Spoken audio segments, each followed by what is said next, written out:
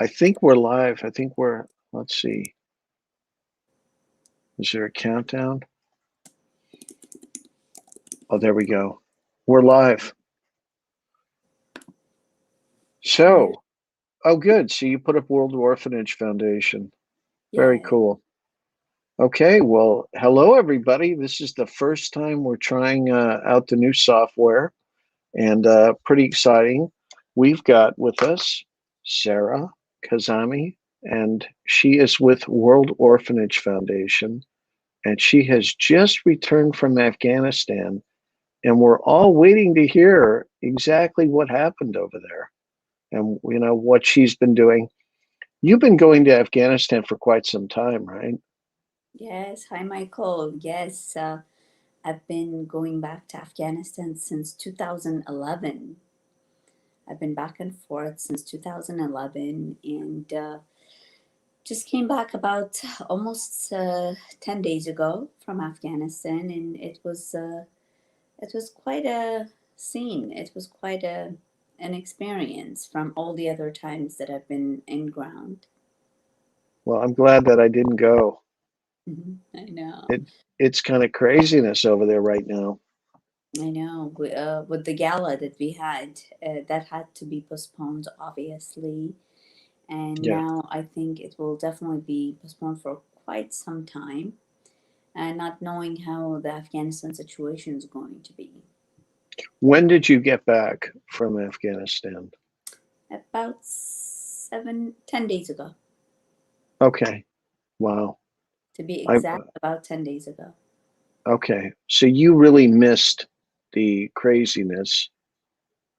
I I mean, you miss were Afghanistan. I miss my office. I miss my people. I miss the hospitality. I miss the craziness on the streets, the traffic. I miss a lot of things about it. I can't say I miss the bombing and the explosion just a few doors down from my house and how it just broke glasses in my villa, but it just wow. you never know what to expect the next day. So tell us about that.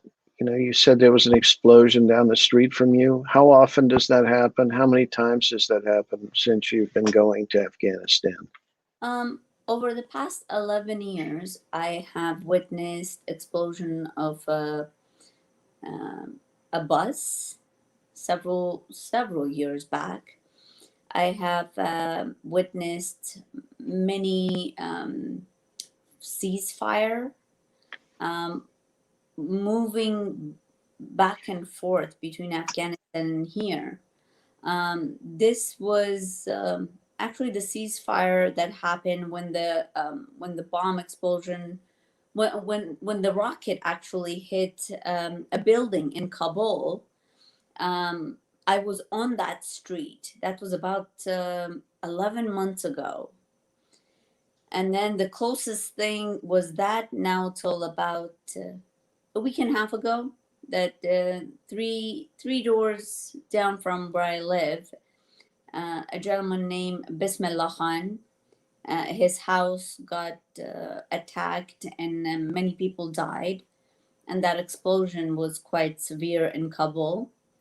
And after that, this is well everything. Then slowly the Taliban came in because the negotiation between U.S. and Afghanistan and the Taliban been going on.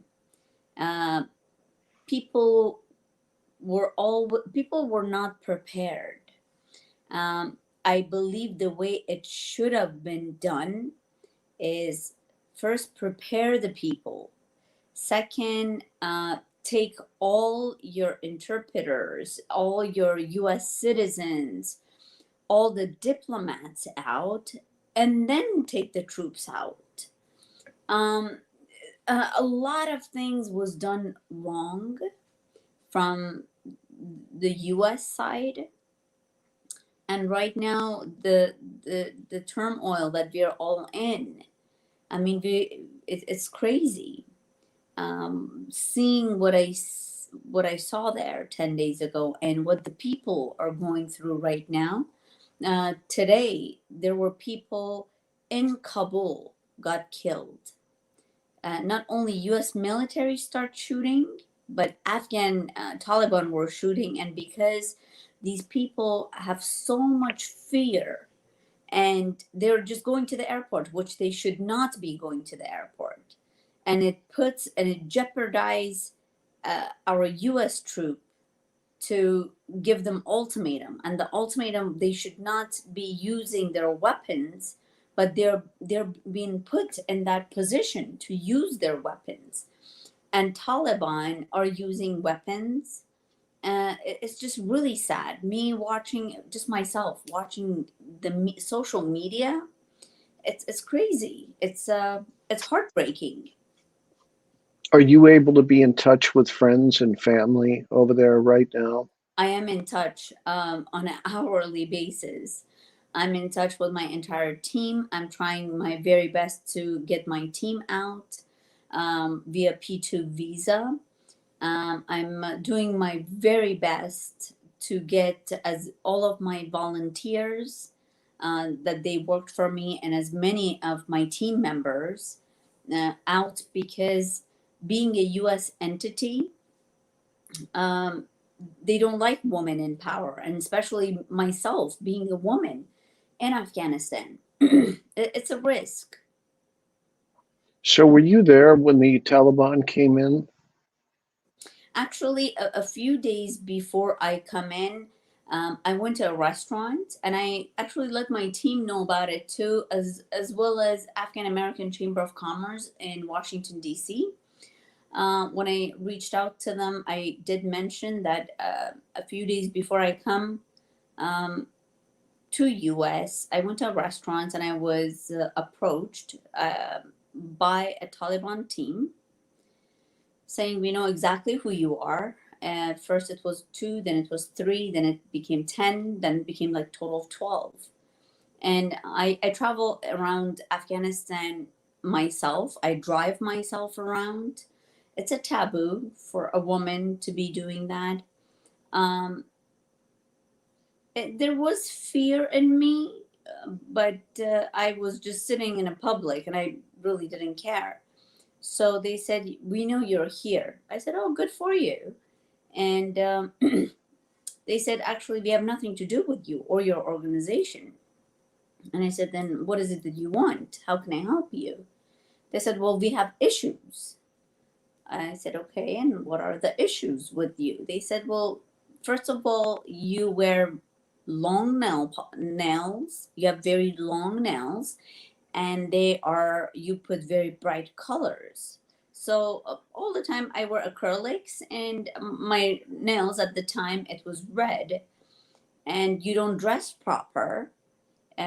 Which there are a lot of pictures of me on my social media. You see the way I'm dressed there, and you are not in a proper manner in public. So I said, "I'm so sorry. What do you mean?" They're like, "Well, you argue with everybody." I say, "I argue with everybody because of a reason. I don't argue with people without a reason." Um, so, and then I don't know what they meant by "we have nothing to do with you and your organization," because when I asked them, I said, "What is it?" They said, "Well, you're a US citizen. You come back to help." So, but that's alarming, because I'm Afghan, I'm US citizen, but I'm coming to help. There are so many other US entity that are in Afghanistan helping. Why do you have issues with them? Um, so when I reached out to a few people, they said, "No, be very careful." They First of all, you're a woman and you're a very strong woman, so they wouldn't like you. And B, why would they approach you? And I said, "I have no idea. I have no idea why people approach me. There are people calling me and texting me all the time because my phone is available through social media to everybody." I don't discriminate. So a lot has happened. So the Taliban was in Kabul before Kabul fell. Yes. Oh, absolutely. How Absolutely. long has the Taliban been in Kabul? I don't know how long they've been there, but I'm sure if they took over Afghanistan so fast, uh, they had people in Afghanistan. And maybe I'm assuming maybe some of these people were not Taliban and they wanted to play as they are Taliban because they did not have the turban and they did not have a certain appearance that I see. But anybody can come and claim a lot of things. Um, how can you identify a Taliban from a regular person?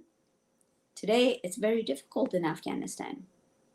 Anyone can go ahead and put a turban on and put an Afghani attire and put on a beard.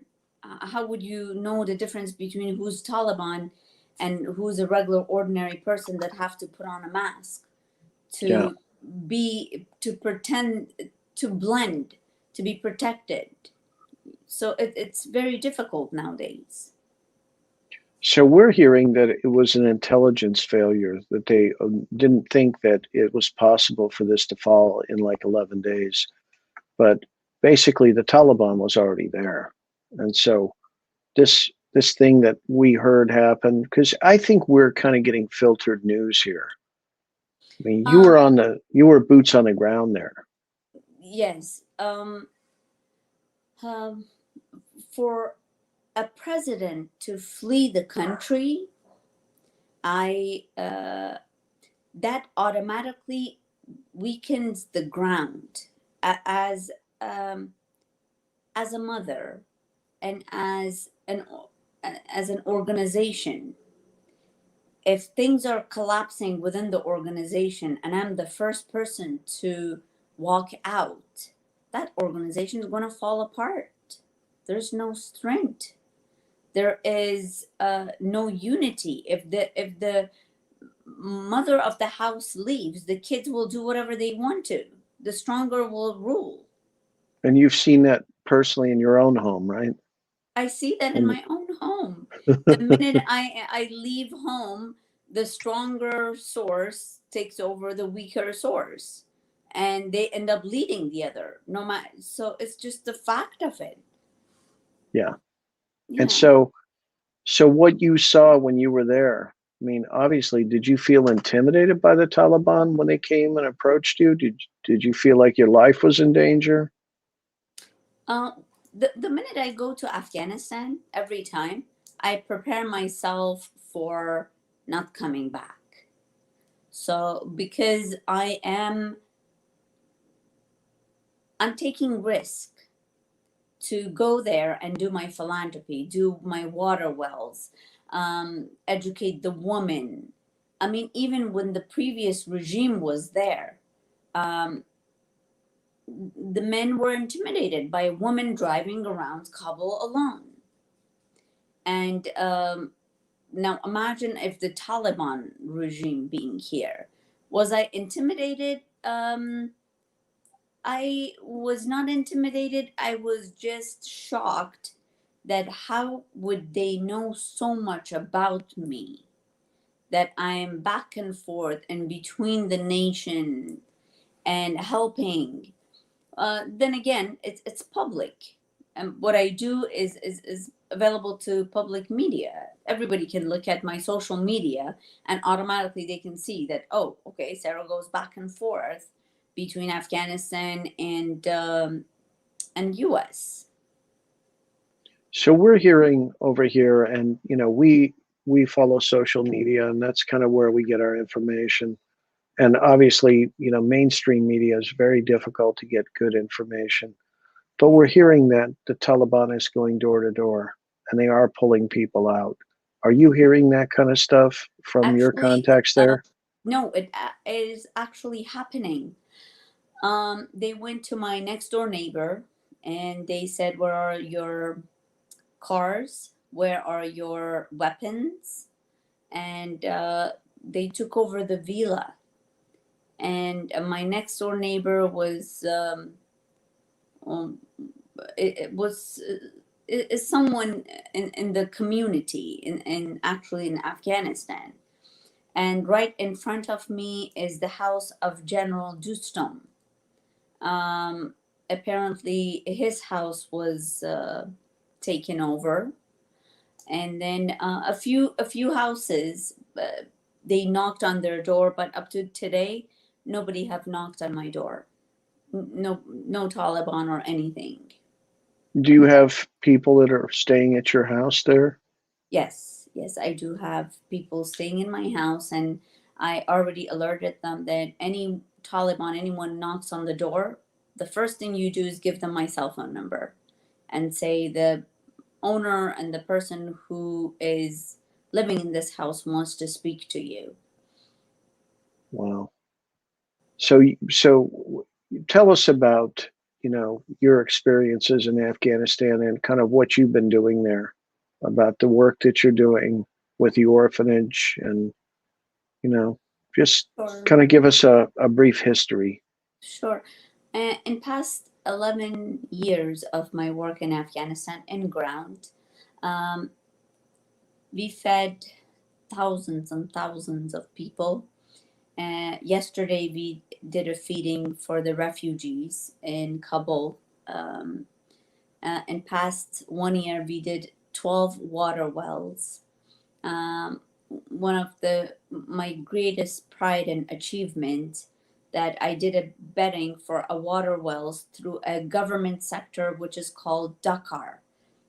They are a foreign agency, and I was the first woman in 40 years of Dakar to win a bet of doing a water well project. Um, and that was because I've already done 11 water wells as a donation from World Orphanage Foundation in past 1 year. Um, I've been I've been doing cultivation of saffron for past 8 years, creating jobs for women in Afghanistan. Every time I go there, people are begging for money. So I ask the woman to stop begging for money and start working so for you to be sustainable. So I've put them on the farm to cultivate saffron. This way they are sustainable. And when we get donation from different sources, my apology, the phones are um, Afghanistan is calling up because they wake up now. Um, Anytime I get a donation from a source, I send my donors and the sponsors saffron. So this way, they get fruits of our labor. Because if I ask for donation and despite creating jobs doing water wells, I still want the people who donate to get a saffron that is already have certification through FDA, USDA approval, that we do take the precaution of agriculture sector. So these are the things that I've done. I've been wanting to build a school. Also, in past year, I wrote a letter to the First Lady, Ms. Rula Ghani, uh, to have a meeting so I could have her help through Ministry of Foreign Affairs, so we can adopt and legalize adoption in Afghanistan. It's been very difficult because Afghanistan foreign policy, it says you have to be Afghan and you have to be Muslim. And despite if you're Afghan and you're Muslim, it's still the process is very corrupted, that you have to um, fund so many people to help the Afghanistan orphan children itself. That it's draining. It really is draining. But I still haven't gave up. I give up on it, and I'm hoping with the if there's a new regime or the new regime of Taliban, they still communicate with me in a peaceful manner, I will respect their wish and I will dress accordingly when I do go to Afghanistan. And I hope that the new regime can have a peaceful conversation, because I'm Afghan, I'm a woman, but I will not give up on my land. I like to build the infrastructure, I like to help the trade sector. And the way Afghanistan is going right now, our banking sector have sanctioned. Our trade is closed. The borders are closed. So commodity trade is not happening. Inflation is going to happen. And with inflation right now, Afghans are poor already. And with inflation of all these commodities, because the trade sector is closed, we are going to have more corruption. We are going to have a whole lot of thieves out there. And then those thieves, if they cannot provide for their family, they're going to turn into criminals. So that's where the crime rate will go up, even if it's not Taliban that's killing and it's the thief. The name of the Taliban will be all out there. So if Taliban, they do not think critically and strategically on how to help Afghanistan, the nation itself, we are in a much bigger hole than what we think, because right now nobody's working. Let's look at just my organization. As many people who are volunteer or working for our organization, nobody's working, coming to work, because they have fear of their lives. Nobody's even working from home because they don't have sufficient internet. So if nobody's working, will World Orphanage Foundation go down? Yes, because it needs proper infrastructure to run the organization. You need your media to be running. You need your website to be active. You need your graphic designer to put outreach program out there. You need to reach out to your network. So other than just World Orphanage Foundation, the Afghanistan branch, other public sector, all the airport is being run by so many different type of people. That's what's happening at the airport. So I'm just, I have Afghanistan in my prayers. Yeah, absolutely. Well, we've been hearing for 20 years that, we've been in Afghanistan, that we're building that nation up and that we're restoring infrastructure and we're building and doing all these things, but it doesn't sound like that's really what was happening over there. From what I have seen,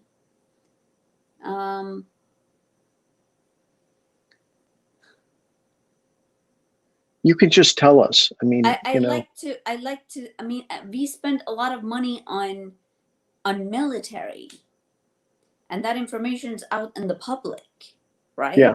We spent a lot of that trillions of dollars building a base for US.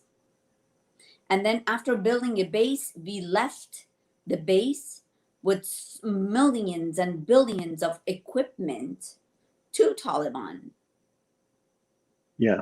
We left some of the latest technology in ground and flee the country, forgetting our ambassadors, forgetting our US citizens, forgetting everybody else. It's like me leaving my house right now, going on a drive, and then I say, oh my God, I forgot my kids. Yeah. So I don't know who is running the intelligence of Afghanistan from US. They're doing an awful job. They're doing a terrible job. An Afghan woman here can give them a better consulting and better ideas than how they're going about it. Yeah, and that's just crazy, because these people are being paid a lot of money and are supposed to be the smartest in the world. And, but if they're not consulting people like you who really know, then they're making an even bigger mistake. Right. And you said something about a lot of orphan kids over there. Tell us about that. I mean, how come there's so many orphan kids? Is it because of the war? Well, Is it? look at right now what's happening, right? Yeah, yeah, So if there is there are people being killed at the airport, and there are people being killed in every different part of Afghanistan, that our media is not there. We are only seeing a little part.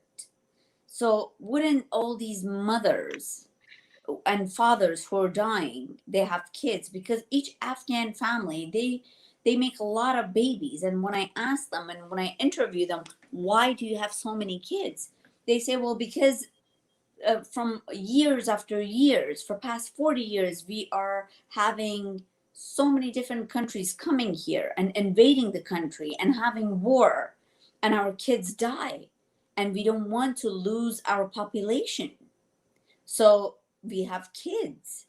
And then the Taliban, they do not believe in um, birth control pills. They, and even just the culture itself, the Afghans, they do not believe in birth control pills. um, they like to have big family. So all these kids, after all these years of war, right now what's happening, how many orphans will we have? A lot.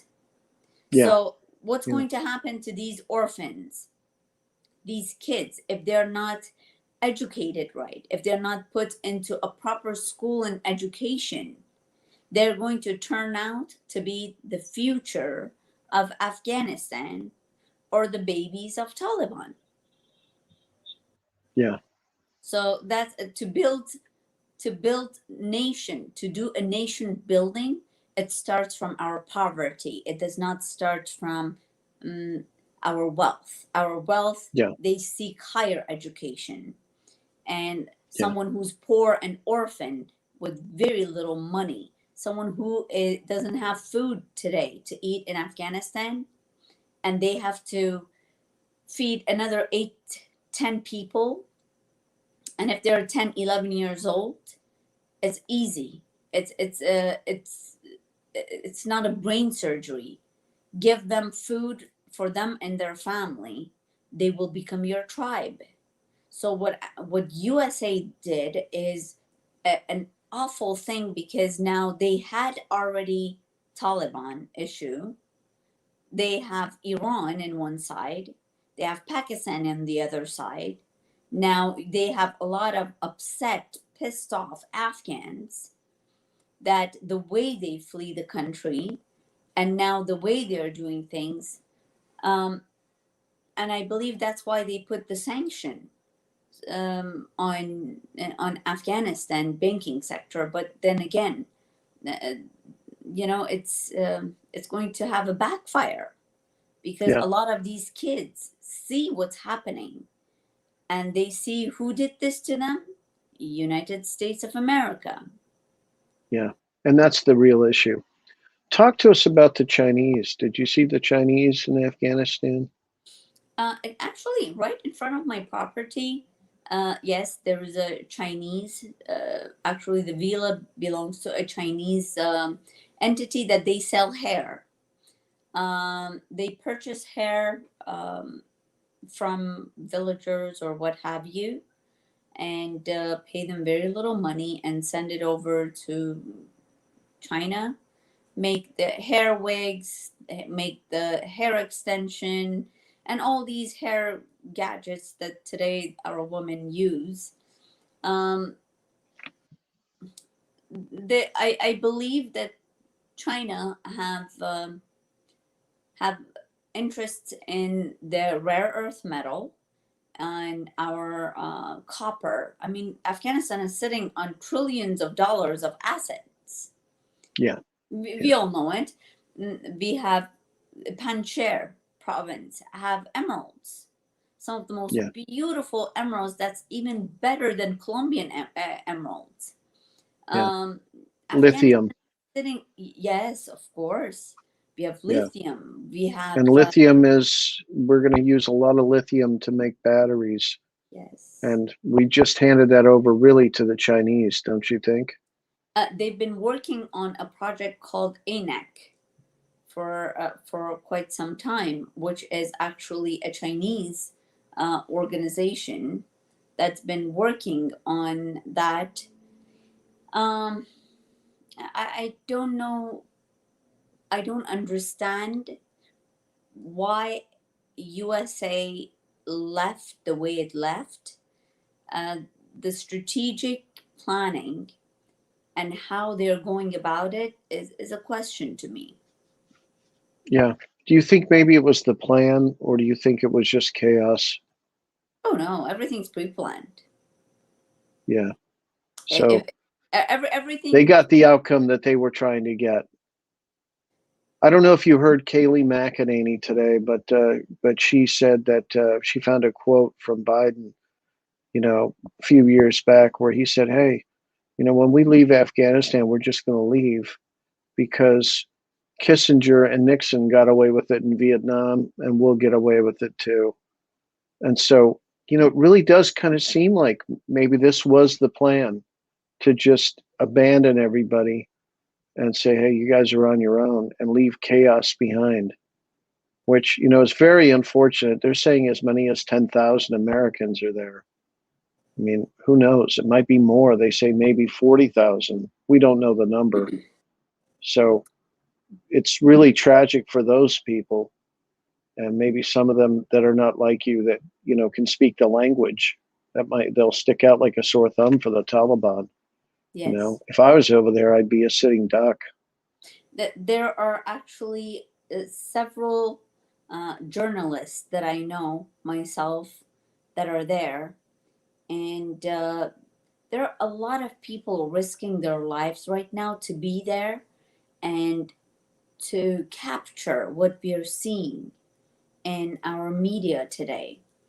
And there are actually families in Kunduz that they're American.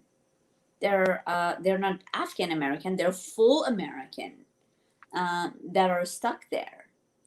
And there are people in Mazar-e Sharif that I know them personally are still stuck there.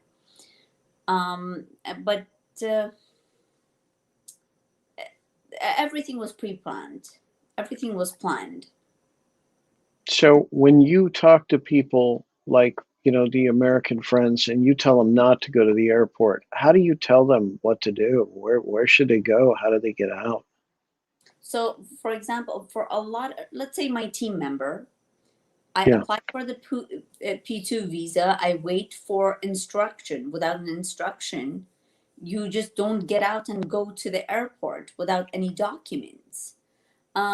There are a lot of sites on each embassy that is available to the public. And so I do reach out to them through my social media. I give heads up, hey, please not to go out, not to fight for a flag. Just this flag came in 2013, our current flag. And the only reason everybody knows Afghanistan flag today is because of 9/11. Yeah. When after 9/11, prior to 9/11, we had 27 flags, I believe, over the past years. So people are killing one another. People are going on the streets crying for the flag.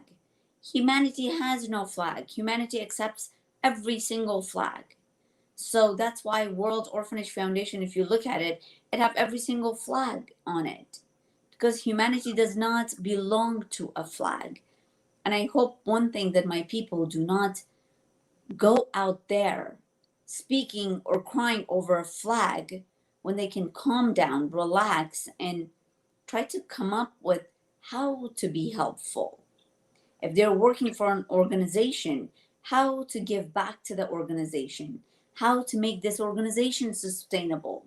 There are a lot of stores, shops, a lot of companies that a lot of businesses in Afghanistan are going down because everybody's scared to get out of their home.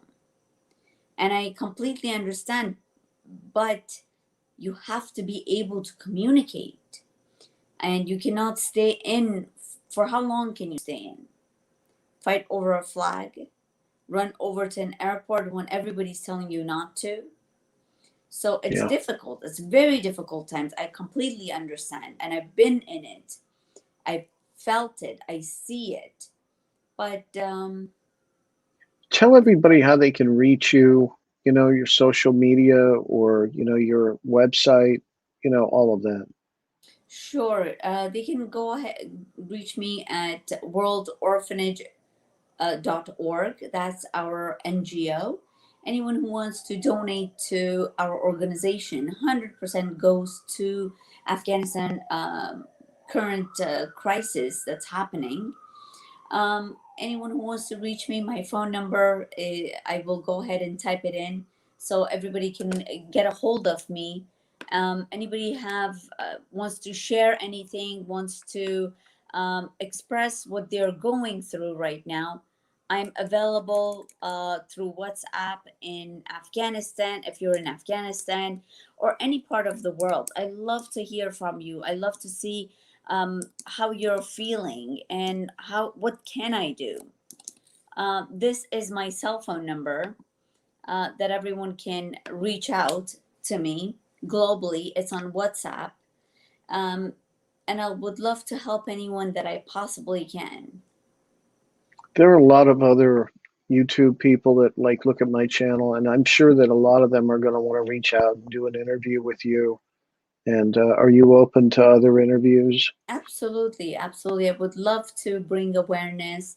I would love to speak to anyone who is interested to be part of this unity movement and help us to calm our people down, to stop fighting for a flag and let's unite, and to basically help others bring an awareness to our NGO and our people. Yeah, yeah. Well, I mean, that totally makes sense. I know the work that you do. You've been in Century City for a number of years too. And, I've always been a big supporter of the work that you do over there. Yes. Um, tell us a little bit more kind of about how it was that you were able to get out. Were you planned to leave or did you have to leave? How did that all happen, this trip? Actually, I was not planning to leave. I was planning to stay. But what happened is when I left, came to Afghanistan, the father of my kids uh, ended up having COVID and pneumonia, and he ended up in hospital. So because he ended up in hospital, my kids have they don't have anybody else to take care of them. So I had to come back to take care of my kids. Even the explosion and all of that did not frighten me. I wanted to be there beside my people, and Yeah, if the father of my kids feels better and comes back home, and I know that my kids are safe and have someone, a guardian, to take care of them, I will go back home. So, but what happened is a health crisis within my family that demanded for me to come back home to US so I could take care of my kids. wow. So, and sometimes when something bad happens, maybe it's something good. Yes. And, you probably looked at it as like, oh, I got to go back. But you kind of missed, this last week and a half or so of just real big turmoil over there. Oh yes. Oh yes. Yeah, Um, thank God. What are you going to do when you go back? What's your plan for how you can help and how you can engage with the new people in the government?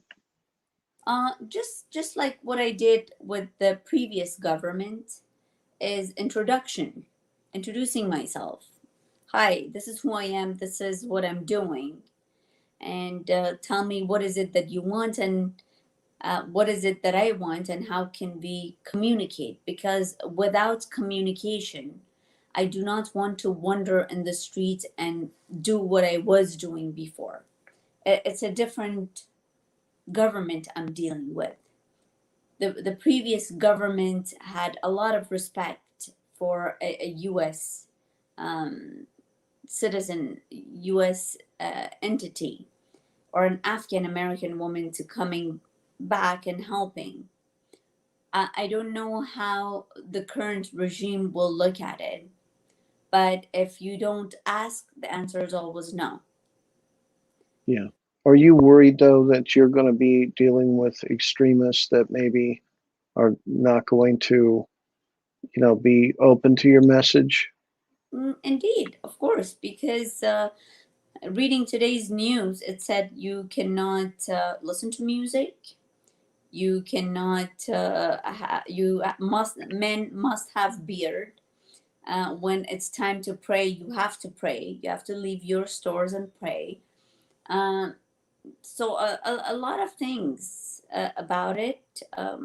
Yes, it's frightening to be in Afghanistan because now it's completely a different regime. And from my past experience, that why we flee from the country. I remember this is exactly what I went through as a child. And earlier tonight, my brother, my sister, and I, we were as a family speaking about it. Um, that how we were on horses and donkeys, fleeing from Afghanistan, running to Iran at the time. And I was only 3 years old.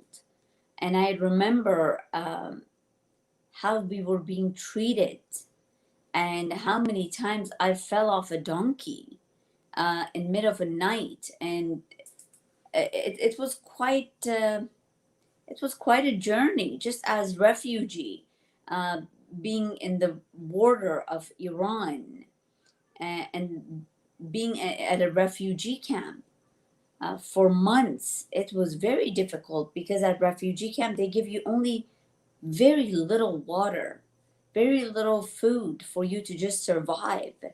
um, I experienced all of that, so I know how it is to live in a refugee camp, and I experienced all of Wow. that. Wow. How long did you live in Iran? Um, for a couple of years, for about 2 years or 3 years, and then they did not like my father as well because he was he was a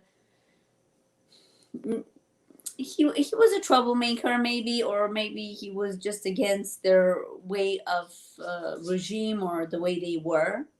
So then we left from there and we went to Pakistan. So then we were a refugee in Pakistan uh, till we got to USA. Wow. That's quite a story. Yes. So tell people how they can volunteer or help with what you're doing here. I know you're bringing saffron into the country. How are you selling the saffron? Do you have people that distribute it? How does that all work? Just give people an idea how they can help. Sure. Um, just like uh, when first I started in Afghanistan, I did not want beggars. I do not like an organization to just say, hey, give me, donate, donate. So any donation that an individual does through worldorphanage.org, we will give them saffron for the price of the donation. Basically, it's a gift that we are giving to them, and that's how we are distributing the saffron. Worldorphanage.org, or anyone who is a distributor, they can definitely reach out to us, and we will be more than happy to distribute to them as a wholesaler. Perfect. Did we miss anything that maybe you want to talk about? My only request from the entire nation, US, UN, um, all the nation that's out there, please don't turn your back on Afghanistan. This is the time that they need you. This is the time we need you. This is the time I need you. The least you can do is open up your doors and take refugees. It's very sad that every country turned their back and closed their embassy in Afghanistan. As a nation that we all say, hey, we are united, I expect United Nation to be open and not turn their back on Afghanistan. Look at what's happening. Why no other nation is sending any troops to help? That's not humanity. Why only US have to send troops to get US foreigner out or bring refugee? Why every nation is not sending 1 or 2 airplane from their military to fill up some Afghans and bring as a refugee? That's not humanity. Yeah. Well, it really makes no sense what's going on. But then again, there's a lot that's going on right now that doesn't make a lot of sense. So, Yeah. we definitely, I think, need to, as individuals, step up where we can and, help the effort.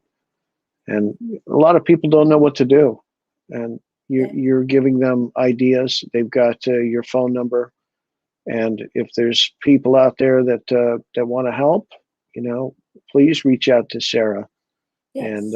And she's a good person. I've known her for many years in Century City, and I think there's a lot of hope out there, and we got a dark time ahead of us, and especially for the Afghan people.